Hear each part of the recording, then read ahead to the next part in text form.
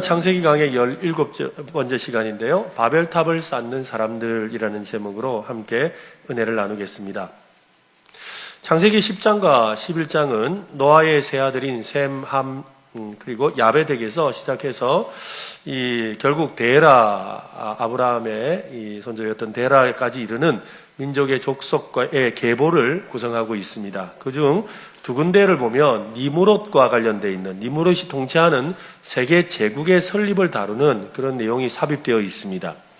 니무롯은 세상의 첫 용사라고 표현되고 있습니다. 용사라는 말은 강력한 힘을 가진 어떤 군주, 아직 왕이라는 체계는 세워지지 않았기 때문에 어떤 군주, 아마 타고난 리더, 이런 사람이었던 것 같습니다.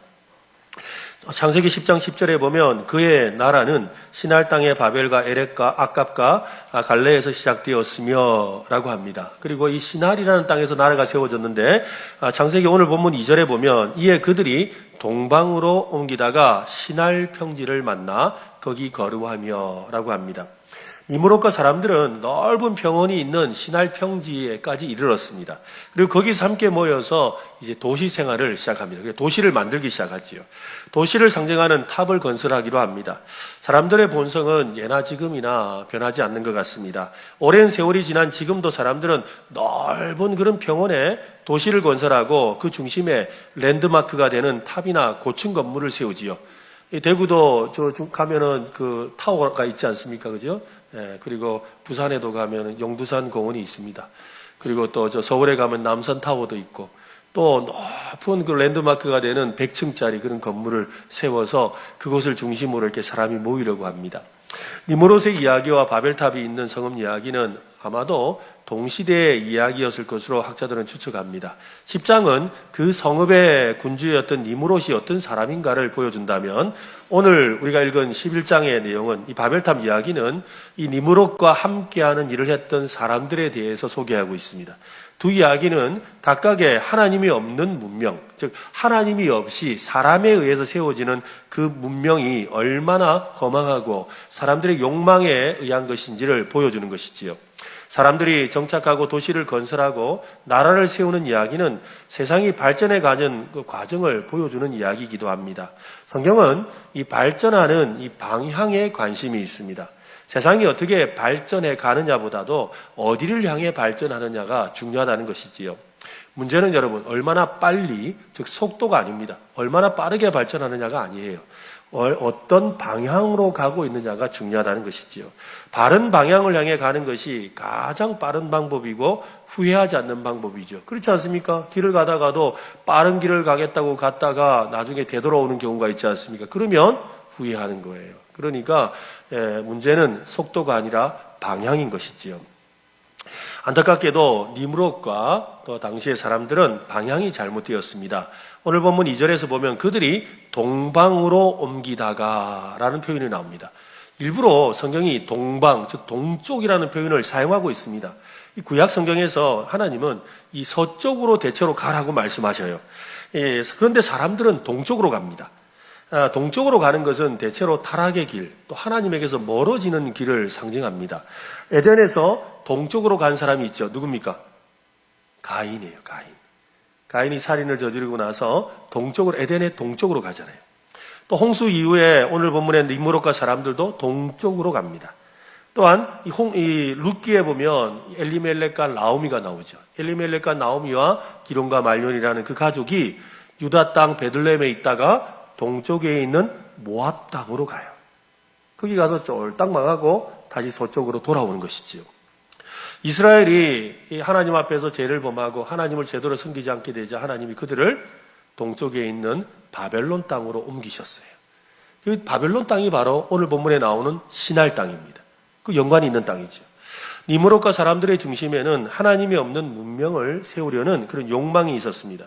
시날 평지에서 정착해서 도시를 만들고 탑을 쌓는 것은 하나님의 말씀을 성취하기 위한 것이 아닙니다. 하나님을 대적하기 위한 것이지요. 하나님과 맞서려고 했던 것입니다. 처음부터 바벨론의 목적은 땅에서 흩어지는 것을 막고 대신에 서로 연합하고 통합된 강력한 사람들만의 그런 자기들만의 도시를 건설하려는 데 있었습니다. 오늘날 이 세계화라는 말을 많이 듣게 되지요. 이 세계화는 일상적인 말이 되었습니다. 세계화는 전 세계를 하나로 연결하는 그런 노력을 일컫는 말입니다. 문명의 발전은 이 세계화를 점점 가속화하고 있습니다. 미로슬라프 볼프라는 유명한 신학자는 세계화에 대한 욕구에는 4가지의 인간적인 동기가 있다라고 합니다. 즉 인간들의 4가지 동기 때문에 세계화를 꿈꾼다는 것이지요. 무역을 통해서 이윤을 남기고자 하는 그 욕구와 또한 종교적인 신앙을 전파하고자 하는 그 동기와 새로운 땅을 탐험하고 싶어하는 그 욕망과 그리고 무기의 힘으로 무기를 가지고 남을 지배하고자 하는 그 야심, 이 4가지라는 거예요. 이 4가지가 지난 수천 년 동안 무역가와 선교사와 모험가와 정복자들을 만들어내었고 그들은 저마다의 목적과 방식으로 전 세계를 연결하려고 했다는 것입니다. 그 결과 지금과 같은 경제와 정치와 문화적 네트워크 속에서 서로 섞이고 엮이면서 세계화가 이루어지게 된 것이지요. 그 결과 어떻게 됐습니까? 정말 세계가 한 동네처럼 되어버렸지 않습니까?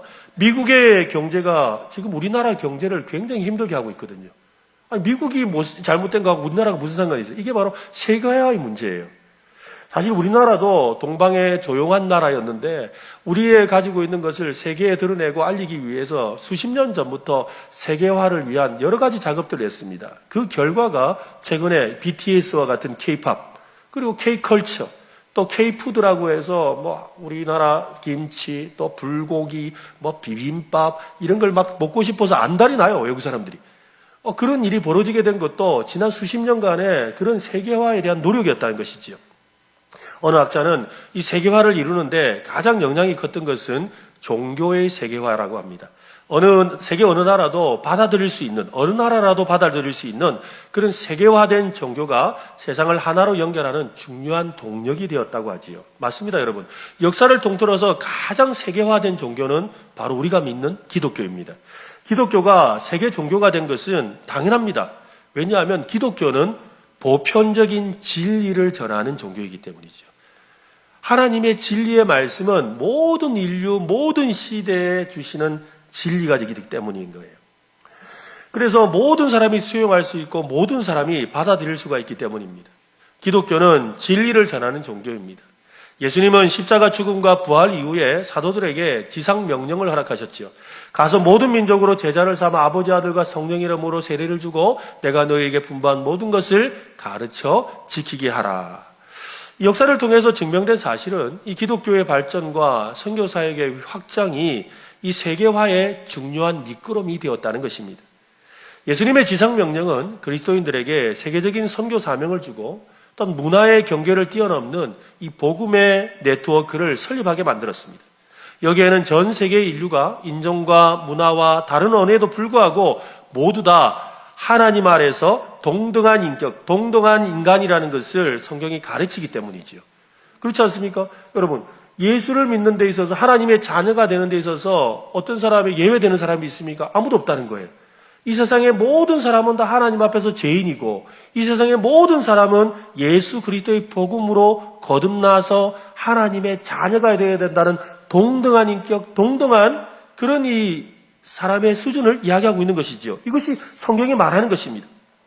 바로 이러한 인식이 없었다면 서로가 연결되고 상호 인정하는 그런 이 다인종의 제국을 만들 수가 없는 것이죠. 그런데 안타까운 것은 뭐예요? 이런 상황 속에 이것이 바로 기독교의 핵심인데 세상은 그렇지 않더라는 거예요. 세상은 각자를 어떻게 봅니까? 동등하게 보지 않습니다. 동등하게 보지 않고 어떻게 해요? 내가 착취하고 억압하고 다스리고 빼앗아야 될 대상으로 보는 것이지요. 엄청난 땅과 사람과 나라를 정복하고 그래서 큰 제국을 이룬 그리고 역사의 여러 나라들을 우리가 알고 있지 않습니까? 메데, 바사, 페르시아, 또 헬레니즘 문화가 있는 헬라, 그리고 로마, 그 외에도 많은 열강 같은 또 해가 지지 않는 나라라고 했던 영국, 그리고 또 지금 러시아도 마찬가지지요. 또 우리나라 이 아시아로 어떻게 해요? 중국과 같은 나라들.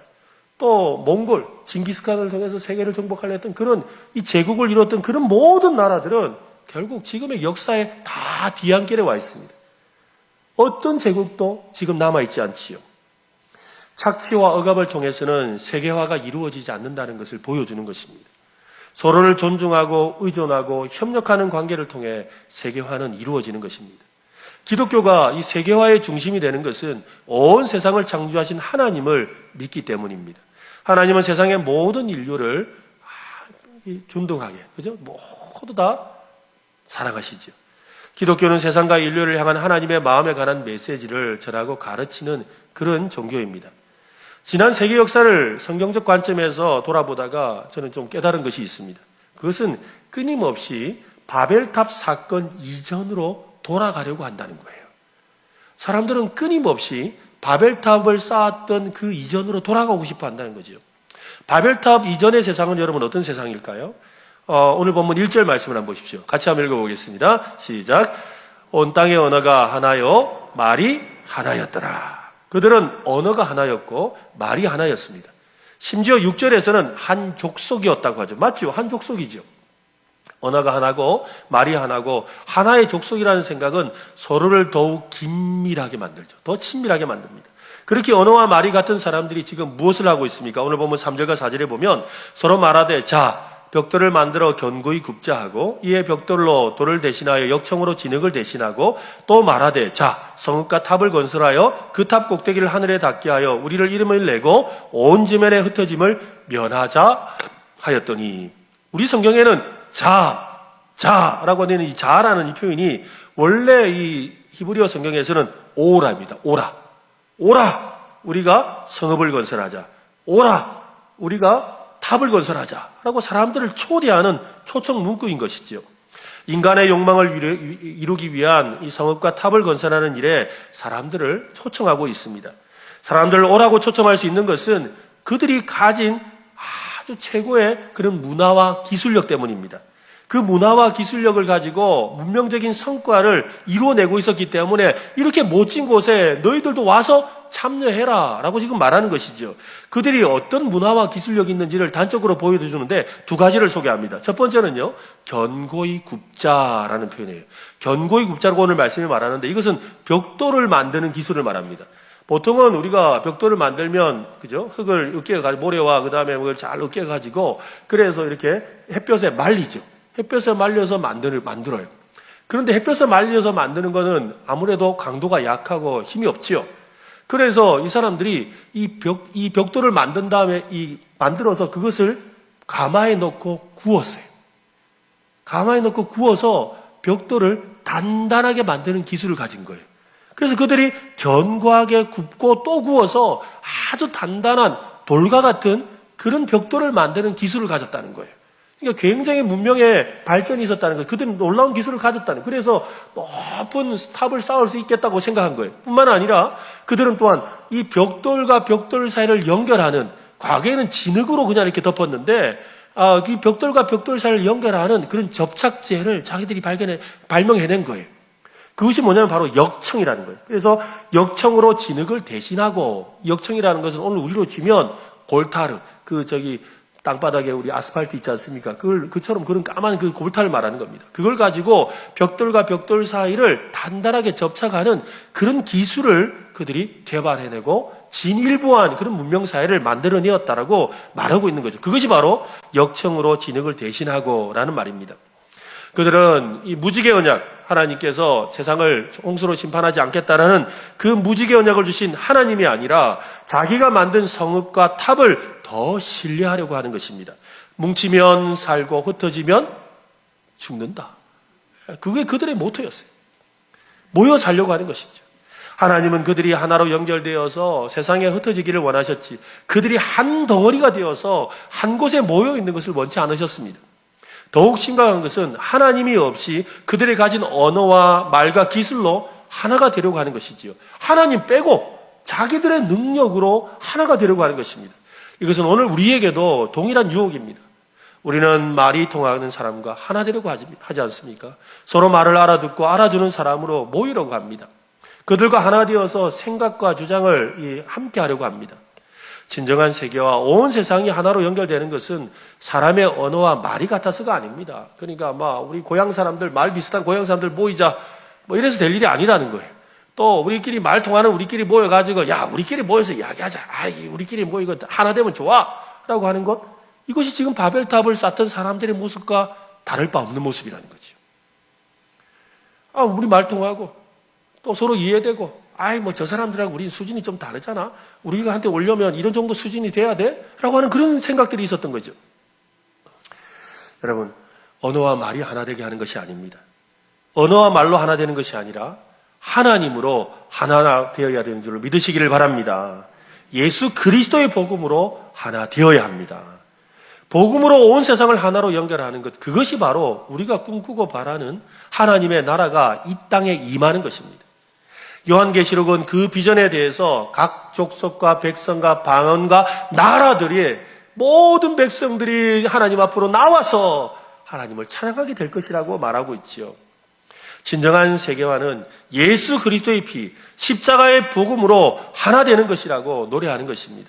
여러분, 세상이나 교회나 가정이 서로 연결하고 하나가 되는 것은 사람의 뜻으로 되는 거 아닙니다, 여러분. 여러분 가정이 그냥 우리 잘 모여보자, 우리 잘해보자 한다고 하나 되는 거 아니라는 거예요.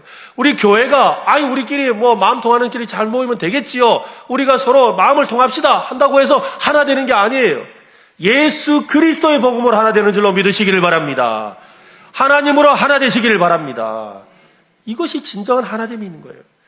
오직 하나님의 은혜로, 하나님의 은혜가 예수 그리스도의 복음이 저와 여러분을 연결하고 우리 모두를 연결해서 하나 되게 한다는 것을 꼭 기억하는 저 여러분 되시기를 바랍니다.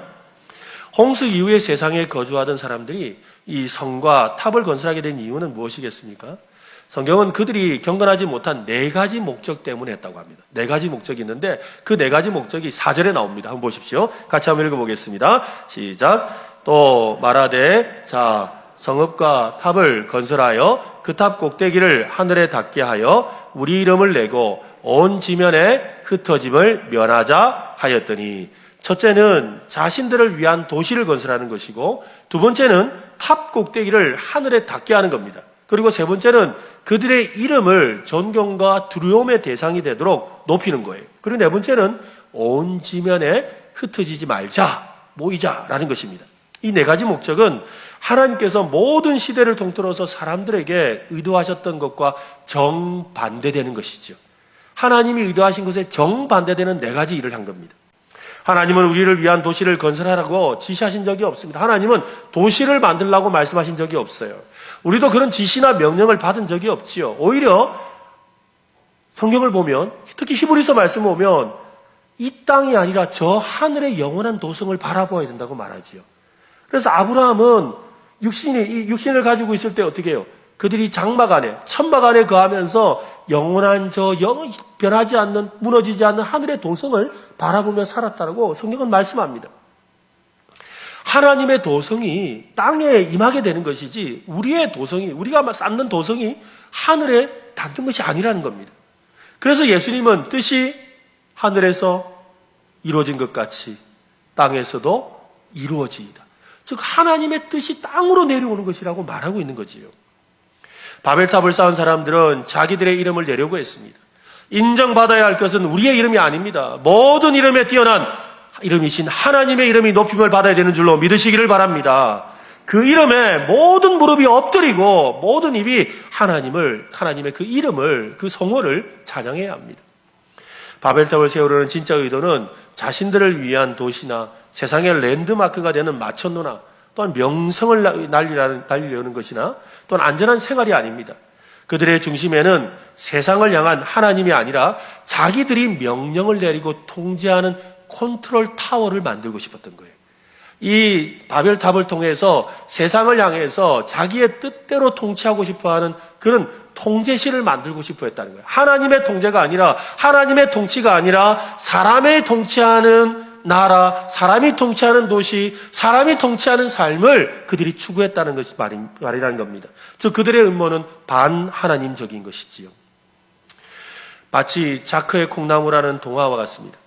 콩나무가 하늘에 닿았던 것처럼 인간이 세운 탑이 하늘에 닿기를 원하고 있지요.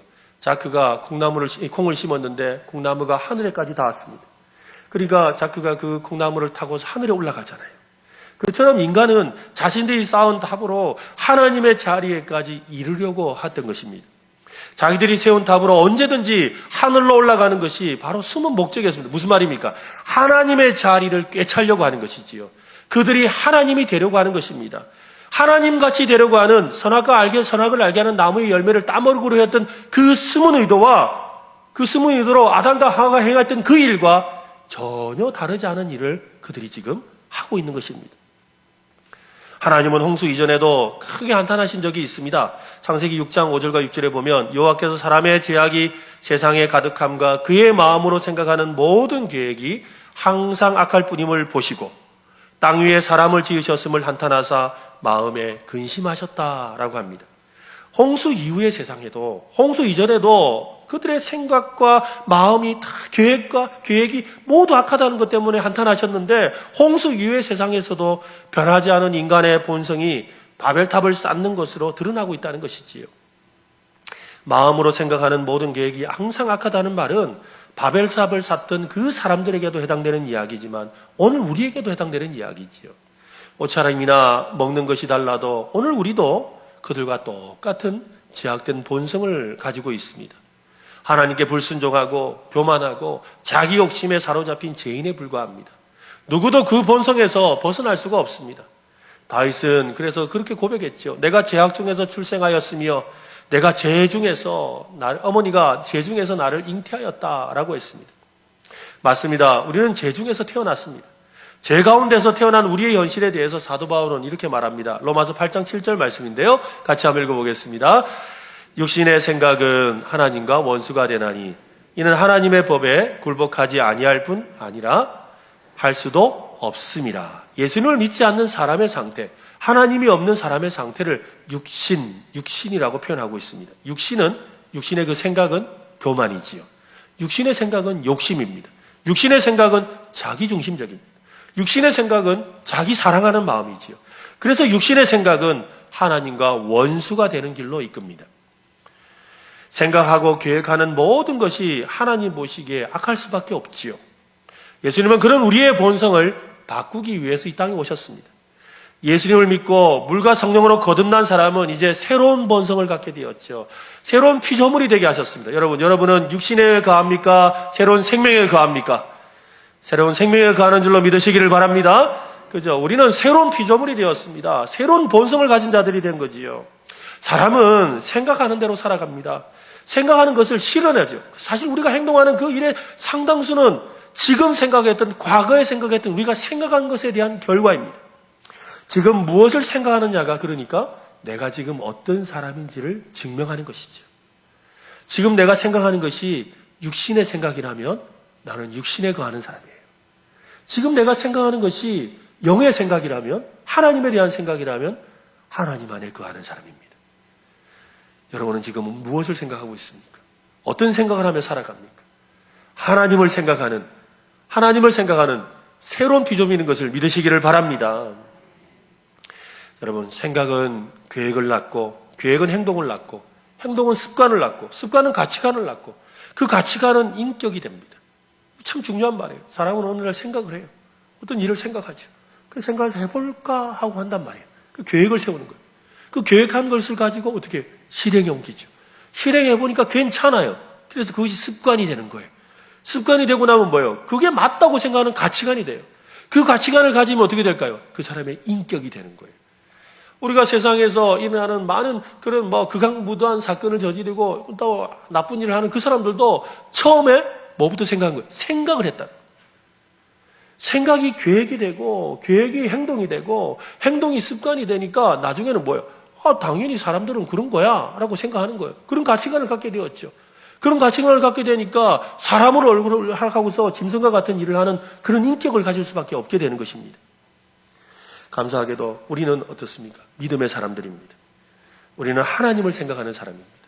여러분, 모든 것의 시작은 생각입니다. 믿음의 사람은 하나님을 섬기려는 생각을 하고, 하나님을 사랑하는 생각을 하고, 하나님을 의지하는 생각을 합니다. 감사한 것은 그렇게 하나님을 생각만 해도 복을 주신다는 겁니다. 악한 생각, 육신의 생각을 버리고 하나님 보시기에 좋은 생각, 선한 생각, 복된 생각을 하는 저와 여러분 되시기를 바랍니다. 어떤 분은 이 바벨탑 사건을 두고 이렇게 표현을 합니다. 단 한 번도 성공한 적이 없는 일을 하는 사람, 그 사람과 단 한 번도 실패한 적이 없는 일을 하시는 하나님에 대한 이야기다. 그러니까 한 번도 성공하지 못한, 할 수 없는 그 인간과 언제나 성공하시는 그 하나님에 대한 이야기가 바로 바벨탑 이야기라는 겁니다. 하늘에 닿아보려는 인간의 노력은 한 번도 성공하지 못했습니다. 앞으로도 성공하지 못할 것입니다. 사람들은 다양한 바벨탑을 쌓고 있습니다. 하늘에 닿아보려고, 하나님의 자리를 차지하려고 바벨탑을 쌓고 있습니다. 우리의 일상 가운데 바벨탑이 세워지고 있습니다. 각종 영화에서 쉽게 접하는 인조인간, 복제인간, 아바타와 같은 주제들은 하나님의 영역을 침범하도록 우리의 생각을 조장하고 있습니다. 실제로 유전공학을 연구한 학자들은 조만간 인간을 복제할 수 있다라고 그렇게 장담을 하지요. 그런 날이 올 거라고 저는 기대하지 않습니다. 안 올 겁니다. 세계화를 통해서 국제 간의 무역을 무한정으로 증가시키고 금융 자본이 국경 없이 국제적으로 자유롭게 움직이고 언론을 통해서 전 세계의 정보를 소통하는 장점이 있다고 막 떠들지요. 근데 그 너머에는 강대국 중심의 제국주의라는 바벨탑이 세워지고 있는 겁니다. 미국이라는, 또 러시아라는, 또 작은 나라들이라고 해서 유럽연합, 또 G7, 또 G20과 같은 그들의 숨은 영적인 의도를 우리가 볼 수 있어야 돼요. 여러분, 세계화를 통해서 우리가 세상으로 다 뻗어나가서 그들과 연결하자고 해서 하는 일이 뭐예요? 그들이 가진 것을 우리에게로 가져오는 거예요. 그들이 가지고 있는 것을 우리에게 가져와서 우리가 쌓아 올리는 거예요. 이것이 제국이에요. 이것이 바벨탑이에요. 바로 그것을 세상이 하고 있는 거죠. 굉장히 세상을 이렇게 하는 듯 보이지만 결국에는 그것을 자기를 탑을 쌓기 위한 도구로 사용하고 있다는 거예요. 더 많은 것을 흩어지기 위한 세계화가 아니라 더 많은 것을 신속하게 모으기 위한 세계화가 진행되고 있다는 말입니다. 도시는 점점 주변의 사람들과 경제와 각종 인프라를 빨아들여서 거대해지고 있지 않습니까? 우리나라 인구의 절반이 서울과 경기에 있대잖아요. 4천만 명 되는데 그중에 2천만 명이 서울에 살고 경기도에 산다 하지 않습니까? 왜 그렇게 점점 늘어납니까? 왜 사람들이 도시로 몰려갈까요? 편안함과 풍요로움과 번영이라는 바벨탑이 있는 곳이기 때문이죠. 높은 문명의 이기와 높은 그런 안락한 삶과 풍요로움과 번영이 있는 곳이 바로 도시라는 거예요. 이러한 현상이 도시만 일어나는 것은 아닙니다. 기업에서도, 심지어는 교회에서도 일어나고 있습니다. 편안함과 풍요로움을 쫓아서 막 성도들이 대형교회로 모이지 않습니까? 저는 대형교회를 지금 비판하는 거 아닙니다. 저도 대형교회에서 10몇 년 동안 부목사 사역을 했는데 대형교회를 비판하는 것이 아니라 도시가 커지는 것처럼 그렇게 커지고 있는 문제를 이야기하는 거예요. 무슨 말입니까? 편안함과 풍요로움을 쫓아서 그냥 편안하게 내 신앙생활 하고 싶어서 또 그거 가면은 배울 것도 많다더라, 할 것도 많다더라 이러면서 그냥 그 풍요로움을 쫓아서 자기 중심적이고 자기 이속을 챙기는 그런 신앙의 관점을 가지고 모여들고 있는 것에 대해서 말하려는 것이에요. 그 문제는 여러분, 그 대형교회가 아니라도 오늘 우리 안에도 있을 수가 있습니다. 그냥 내가 편안하고 나 잘 살고 나 잘 되고 그리고 잘 되는 그것을 마치 그것 때문에 내가 신앙의 중심이 되어 있다면 우리는 또 다른 바벨탑을 쌓고 있다는 말이지요. 단지 흩어지지 않으려는 오늘날의 이 바벨탑에 대해서 말하고 있는 것입니다. 그런 세상에 대해서 하나님은 어떻게 합니까? 오늘 보면 5절 말씀을 한번 보십시오. 5절 말씀 같이 한번 읽겠습니다. 시작. 여호와께서 사람들이 건설하는 그 성읍과 탑을 보려고 내려오셨더라. 여호와께서 내려오셨더라라는 말씀에 주의를 기울여야 합니다. 사람들의 노력을 비웃기라도 하듯이 하늘 높은 곳에서 내려오셨습니다. 내려오셨다는 이 표현 속에는 인간이 지은 탑이 얼마나 낮고 하찮은지를 표현하는 거죠. 높이 계신 하나님이 내려오실 수밖에 없는 거예요. 그만큼 인간이 짓는 이 탑이라는 것은 너무나 미미하다는 거예요. 사실 안 그렇습니까? 저 높은 하늘에서 보면 세상에 있는 것이 다 고만고만하게 보이잖아요. 하나님 보시기에는 그런 거예요. 인간이 쌓고 있는 탑이 그들에게 아무리 대단해 보여도 하나님에게는 보잘것없이 초라할 뿐입니다. 하나님이 내려오실 수밖에 없을 정도로 하나님께 이를 수 없습니다. 하나님께서 땅으로 내려오셔서 하신 일은 무엇입니까? 우리 생각에는 여러분 하나님이 내려오셔서 뭐 할 것 같으세요? 이놈들! 이러고는 그냥 다 부셔져라! 이러고는 그냥 가루가 되어라! 이럴 것 같은데 저 같으면 그랬을 것 같은데 아니 이렇게 탑을 너희에게 짓는다고 돼? 이러면서 막 그냥 뭐라 하시고 호통치고 그리고는 막 번개를 내려서 다 부서뜨리고 지진을 일으켜가지고 무너뜨리고 그럴 것 같은데 하나님은 그렇게 하지 않으셨어요. 오늘 보면 7절과 8절에 보면 자 우리가 내려가서 거기서 그들의 언어를 혼잡하게 하여 그들이 서로 알아듣지 못하게 하자 하시고 여호와께서 거기서 그들을 온 지면에 흩으셨으므로 그들이 그 도시를 건설하기를 그쳤더라. 하나님은 언제나 문제의 원인을 정확하게 간파하고 가장 최선의 해결책을 내어놓으십니다. 하나님의 해결책은 언어를 혼잡하게 하는 것이었습니다. 하나님의 이 계획과 생각은 우리의 상상을 초월하죠. 우리 생각에는 그렇잖아요. 탑을 멈추게 하는 방법은 바로 그거라는 거예요. 무너뜨리는 거예요. 근데 하나님은 무너뜨리는 것이 아니라 사람들의 언어를 바꿔놓으세요. 우리가 생각할 수 없는 일이죠. 세상을 창조하신 하나님만이 생각하실 수 있는 일이에요. 우리가 감히 어떻게 사람의 언어를 바꿀 수가 있어요? 못하는 거예요. 그러나 하나님이시기 때문에 가능한 거예요. 그래서 하나님께서는 우리의 생각을 뛰어넘는 방법으로 그 일을 멈추게 하시고 멈추게 하셨을 뿐만 아니라 사람들을 원래의 목적대로 흩어지게 만드시죠. 언어가 같은 사람들끼리 모여서 흩어지게 만드는 거예요. 하나님의 생각은 셀 수 없고 하나님의 생각은 신묘막측합니다. 사람을 창조하신 하나님만이 하실 수 있는 일을 하셨습니다. 하나의 어떤 언어가 여러 언어로 나뉘고 뒤섞여 혼잡하게 되었습니다. 사람들은 서로 말이 통하는 사람들이 모여서 온 지면으로 흩어지게 됩니다. 9절 말씀을 보십시오. 그러므로 그 이름을 바벨이라 하니 이는 여호와께서 거기서 온 땅의 언어를 혼잡하게 하셨음이니라. 여호와께서 거기서 그들을 온 지면에 흩으셨더라. 바벨은 혼잡, 혼란 그런 뜻입니다. 하나님을 배제하고 거부하면 인간에게 혼란이 찾아온다는 겁니다. 하나님이 안 계시면 혼란해요. 여러분의 가정도 하나님이 안 계시면 혼잡스럽고 혼란합니다. 교회도 하나님이 안 계시면 혼잡스럽고 혼란한 거예요. 세상도 하나님의 통치가 없으면 혼잡하고 혼란한 거예요. 모여서 하나가 되려고 했던 탑의 이름이 혼잡과 혼란이라는 것은 참 아이러니지 않습니까? 혼잡하고 혼란한 세상을 하나로 모으려는 이 세계화의 욕구는 이 세상에 하나님의 나라가 완전히 임할 때까지 아마도 계속될 겁니다. 그러나 번번이 실패하고 결국 바벨, 혼잡, 혼란이 되고 말 것입니다. 재미난 사실이 있습니다. 창세기에서 하나님이 언어를 혼잡하게 하셔서 온 세상으로 흩으셨습니다. 그런데 신약 성경 사도행전을 보면 오순절에 성령님께서 임하는 사건이 있죠. 그때 제자들은 성령 충만해서 그곳에 모여있던 사람들, 그 모여있던 사람들의 고향 방언으로 알아듣는 역사가 일어났어요. 제자들은 그냥 히브리 말을 하는데, 유대 말을 하고 아람어를 하는데, 그곳에 있던 많은 다른 주변 지역에 있던 사람들이 그 말을 다 알아듣는 역사가 일어난 거예요. 언어를 혼잡해서 못 알아듣게 하셨던 하나님이 이제는 성령 하나님으로 말미암아 다 알아듣게 하는 역사가 일어나요. 사도행전 2장 8절로 11절에 보면 우리 각 사람이 난곳 방언으로 듣게 되는 것이 어찌 됨이냐? 난곳 방언, 고향 말로.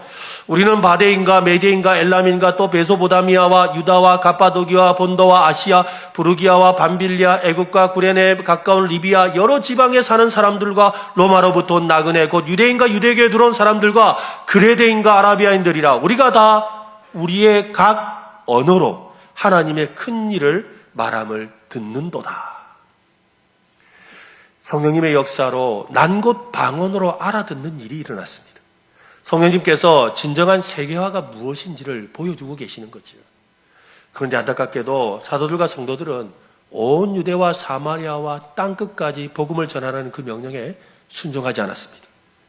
서로 말이 통하고 마음이 통하는 것에 만족하면서 뭉쳐 있으려고 했죠. 그래서 예루살렘에서 수많은 사람들이 그냥 예수 믿는 사람들이 모여서 우리끼리 그냥 너무 행복하다, 좋다 하고 있었던 거예요. 그들은 예루살렘이라는 교회라는 성읍과 하나됨이라는 바벨탑을 쌓고 있었던 겁니다. 이번에도 하나님은 그들 가운데로 내려오셨지요. 강력한 박해를 통해서 예루살렘 교회는 사방으로 흩어지게 되었습니다. 주님의 명령은 분명합니다. 세상으로 나아가서 세상 가운데 복음으로 생육하고 번성하고 충만하게 하라는 것입니다. 우리의 사명에 관해서 말하자면 흩어지지 않기 위해서 모이는 것이 아닙니다. 잘 흩어지기 위해서 모이는 거예요. 오늘 우리가 이렇게 주일에 모이는 이유는 세상으로 잘 흩어지기 위해서 모이는 것입니다. 합달합시다. 잘 흩어지기 위해서 힘써 모입시다. 그래서 힘써 모여서 잘 무장하고 세상으로 나아가는 거예요. 여러분, 우리가 예배를 드리는데 예배에 여러분 제일 마지막 순서가 뭡니까? 우리 예배의 제일 마지막 순서가 뭐죠? 잘 모르겠거든. 주부를 한번 보세요. 제일 마지막 순서가 뭡니까?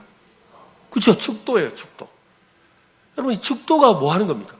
성부, 성자, 성령으로 이 담임 목사가 여러분에게 축복해 주는 거잖아요. 축복을 선포하는 거예요. 왜 선포합니까? 이제 하나님을 경험하고 하나님을 예배하고 하나님의 말씀으로 무장한 여러분을 세상으로 내보내면서 축복하는 거예요. 이제 세상으로 나가는 여러분들이 세상 가운데 진짜 하나님의 백성으로 제자로 살아가라고, 그래서 그걸 축복하며 선포하는 거예요. 그래 나가라고. 그것이 바로 축도예요. 그래서 우리 옛날에는 보면 이 축도가 끝나고 나면 찬송을 부를 때 뭐 태산을 넘어 험곡에 가도 빛 가운데로 걸어가면 하면서 우리가 파송의 노래를 부르거든요. 우리가 나갑니다. 세상으로 갑니다. 세상에 흩어집니다. 바로 그랬다는 거예요. 그것이 바로 예배 중앙에 있었다는 것이지요. 여러분, 바로 하나님은 세상에서 생육하고 번성하고 충만하라고 하셨습니다. 아브라함에게는 땅의 모든 나라가 복을 받게 하라고 하셨습니다. 예수님도 제자들에게 땅끝까지 나아가라고 하셨습니다. 세상으로 흩어지기 위해 나아가라고 하셨습니다. 이를 위해 교회는 끊임없이 모여야 하고 복음으로 연결되어야 됩니다. 그것이 우리를 셀 모임으로 흩어져서 모여야 되는 이유입니다. 저는 우리 셀 모임이 지금은 주일 이 점심시간에 각 교회에서 이렇게 모이지만 앞으로 마음에 소원하는 것은 여러분의 가정에서 모이기를 소원해요. 여러분이 살고 있는 지역에서 모이기를 소원해요. 그래서 조영동 저 다세대 중간에서 모이고, 그죠? 사동 아파트 단지에서 그 라인마다 셀 모임이 만들어지고, 저 CG에 있는 데서 만들어지고, 저기 진량에서도 만들어지고, 곳곳에서 모여서 하나님을 예배하지 않는 그곳에서 하나님을 예배하고, 하나님을 찬양하지 않는 그곳에서 하나님을 찬양하고, 그곳을 하나님의 거룩한 기도의 제단을 쌓아서 하나님의 거룩한 땅으로 바꾸는 일, 이것이 바로 셀 모임을 통해 이루고자 하는 하나님의 비전인 것입니다. 여러분, 우리는 또한 세상으로 흩어져서 전도해야 됩니다. 코로나라는 핑계로 우리가 전도를 너무 쉬었습니다. 특별히 오늘 우리 교회가 12월 첫째 주, 둘째 주에 우리 교회 초청주의를 가지려고 합니다. 뭐 특별한 행사를 하는 건 아닙니다. 그냥 올 한 해 가기 전에 한 사람이라도 전도하자 이겁니다. 그리고 그동안 뭐 여러 가지 이유로 장기 결석한 사람들 이런 양을 찾아오자는 거죠. 그래서 12월 첫째 주와 둘째 주에 여러분 전도 마음에 생각했던 분들을 교회에 모셔서 그분들이 교회에 와서 우리가 똑같은 예배를 드리고 그러면서 하나님을 만나는 은혜가 임하도록 이 일에 여러분 함께 참여할 수 있기를 바랍니다. 그래서 올해가 가기 전에 한 명이라도 전도해야 됩니다. 이것이 바벨탑을 통해서 우리에게 주시는 하나님의 말씀입니다.